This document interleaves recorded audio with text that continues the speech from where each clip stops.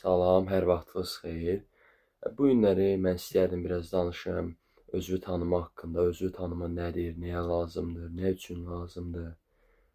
Gəlin qısa olaraq məlumat verim ki, özünü tanıma insana nə üçün lazımdır. Qısa şəkildə bunu bildirəcəm. Baxın, bir yerə gedirsiniz, bir yerdə işləmək istəyirsiniz, çalışmaq istəyirsiniz. Amma görürsünüz ki, bu yerdə siz pul qazanırsınız, okeydir hər bir şey. Amma o pul xoşbəxt eləmir, o pul istədiyinizi vermir. Ondan əlavə olaraq əsəbi olursunuz, stressli olursunuz, yata bilmirsiniz. Və bu da insanın istər-istəməz təsir edir, istər hisslərinə, istər şüuraltısına və s. və s. və s. Buna görə də insan özünü tanımalıdır. İnsan özünü tanımasa, belə deyək də, səhər duranda bilməyəcək neynəsin, gecə yatanda bilməyəcək neynəsin, hara getdiyini, necə gəldiyini bilməyəcək. İnsandan insana fərqlənir. Mən yenə də belə deyim də, mən çox maraqlanıram araşdırmalardan. Biz araşdırmalara baxsaq, görərik ki, 50-55% insanın inkişafı özündən asılıdır. Ondan sonra genetik faktor var, 10-15%, 10-15% də sosial ətraf mühit var və s. və s. Amma ən çox 50-55% insan həyat tərzi, sürdüyü ömür, sürdüyü həyatdır və tutduğu mövqedir. Buna görə də biz insan olaraq özümüzü tanımalıyıq ki, biz nə istəyirik, bizə nələr xoşdur, bizə nələr lazımdır.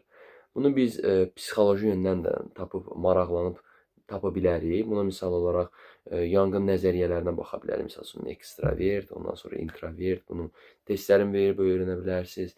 Bundan əlavə olaraq da bəzi temperament testləri var ki, onun belə deyək də keçməklə siz özünüzün nə cür temperamentdə olduğunuzu öyrənə bilərsiniz.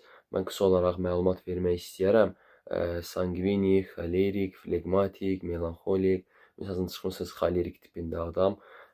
Siz daha çox tez özündən coşan, çıxan, qorxmaz, cəsur, hərəkət eləyən, sürətli. Sanguinik daha çox şən, deyib gülən, həvəsli, enerjili. Melanxolik özünə qapalı, öz dünyası olan bir insan kimi çıxış eləyir. Flegmatik isə öz, belə deyək də, axar çayına gedən, hər şey öz yolunda gedən, sakit, öz dünyasında da deyil, tam ətrafda da deyil.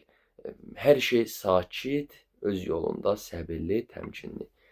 Düzdür, heç bir insan 100% bu temperamentdə, 100% o bir temperamentdə ola bilməz. Hərəsindən bölünür. Sadəcə hansınsa temperamentdə bir insanda çox olur və o temperament aparıcı olur. İkinci isə altda yatır, amma ondan da, belə deyək də, özündə göstərir, özündə xarakterizə eləyir.